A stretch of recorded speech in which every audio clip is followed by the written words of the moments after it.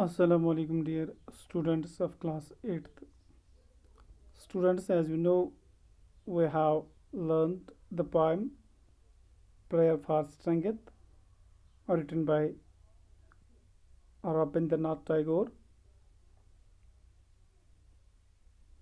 तो आज हम इसके सवालात करेंगे। तो इसके अंत में, पोएम के अंत में दिए हुए कुछ सवालात हैं, उनके बारे में जानेंगे। तो जो पहला सवाल है वो है, why does the poet want God to strike at his heart. तो पोइट जो रविंद्रनाथ टैगोर है, ये क्यों चाहता था कि जो गॉड है, जो उसका लॉर्ड है, उससे ये दुआ मांगता है कि मेरे दिल को साफ कीजिए, मेरे दिल को अच्छा कीजिए। तो ये सब चीज़ें वो किस लिए मांग रहा था? इसका जवाब है, लिखो जवाब, अपनी किताब खोलो, किताब सामने रखो। The poet prays to God. The poet prays to God to strike at his heart, to strike at his heart, so that he could bear the joys, so that he could bear the joys and sorrows of poverty. And he also prayed to God, sentence एक ही है, to remove hard-heartedness,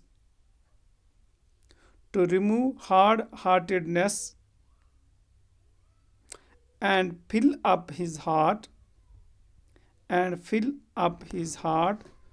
with love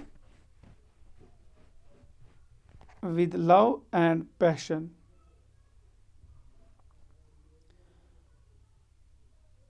तो रविंद्रनाथ टैगोर इसलिए चाहता था कि जो Lord उसका है, जो उसका गॉड है, वो इसके दिल को ठीक करे, क्योंकि ताकि वो जो ज़िंदगी के गम और खुशी उनको वो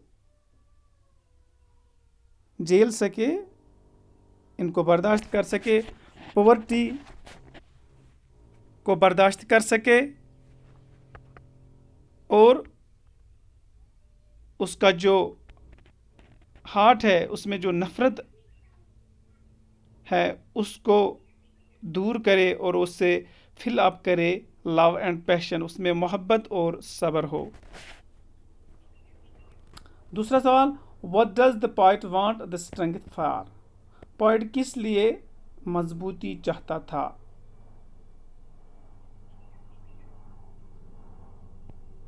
The poet wants strength. The poet wants strength. Question number 2 है, the poet wants strength to bear his joys and sorrows, to make his love fruitful in service,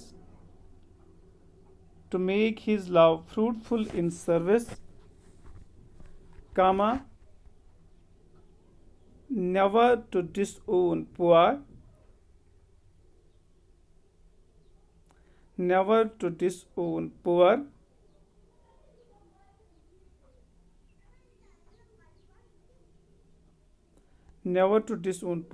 and never to bend before rude people.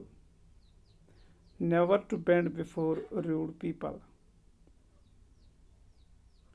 तो point इसलिए मजबूती चाहता था, दिल की मजबूती चाहता था, ताकि उसका जो काम जो वो दूसरों के लिए करे, वो फ्रूटफुल साबित हो, उसके रिजल्ट्स अच्छे हो, और वो कभी उन लोगों के दर पे ना जाए जो रूड हो, और वो कभी पुअर को डिसओन ना करे।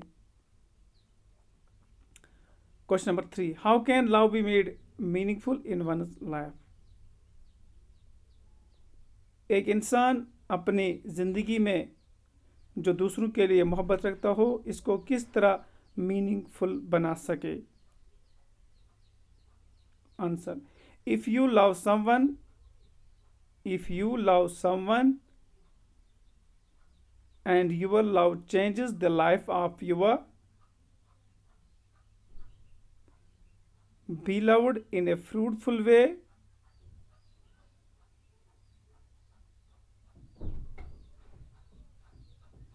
with sweet and nice results,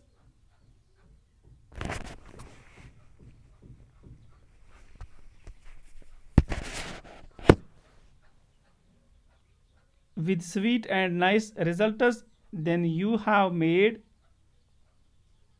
your love meaningful in one's life।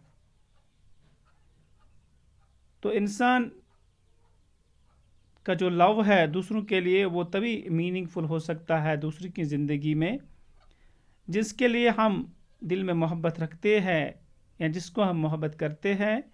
अगर इसके रिजल्ट्स ठीक है तो इट मीन्स कि उसकी ज़िंदगी में चेंजेस आ रहे हैं, तो इसकी it means that our love is meaningful. Question number 4, what does be our attitude towards the poor. हमारा क्या एटीट्यूड होना चाहिए। एटीट्यूड मीन्स हमारा सोच, हमारी विलिंगनेस क्या होनी चाहिए पुअर्स के लिए।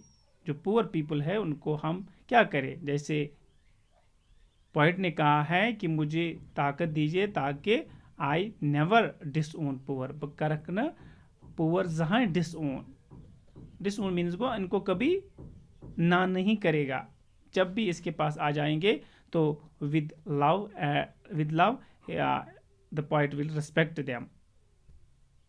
सो it's our responsibility that we human beings should never disown poor। लिखो answer, we should never disown poor, we should never disown poor, comma, we should always help, we should always help and love them। इनको अपनी किताब पे notebook पे साफ साफ लिखिए। तो साफ साफ लिखने के बाद व्हाट्सएप नंबर पे मुझे वापस सेंड कीजिए अपनी अपनी notebook copy. Thank you very much.